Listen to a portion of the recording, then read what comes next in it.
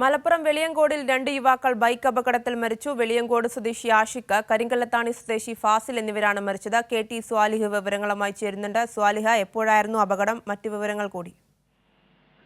ആര്യ, ഇന്നലെ രാത്രിയിലാണ് ഈ അപകടം നടക്കുന്നത്.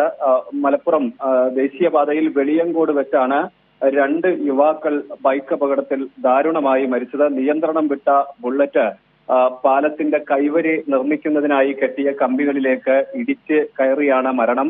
വെളിയങ്കോട് സ്വദേശിയായ ആഷിഖ്, കരിങ്കല്ലത്താണി സ്വദേശി ഫാസിൽ എന്നിവരാണ് മരിച്ചത്. ചാവക്കാട് പൊന്നാനി ദേശീയപാതയിലാണ് ഈ അപകടം. രാത്രി 12 മണിയോടെയാണ് അപകടം. പിന്നാലെ വന്ന വാഹനങ്ങളിലുള്ളവരാണ് ഇവരെ കണ്ടത്. ഉടനെ തന്നെ എടപ്പാളിലെ ആശുപത്രിയിൽ എത്തിച്ചിരുന്നു. പിന്നീട് തൃശൂർ മെഡിക്കൽ കോളേജിലേക്ക് മാറ്റിയിരുന്നു. പക്ഷെ 2 പേരുടെയും ജീവൻ രക്ഷിക്കാൻ സാധിച്ചില്ല. ആര്യ, ശരി, കെ.ടി. സ്വാലിഹാണ് വിവരങ്ങൾ നൽകിയത്.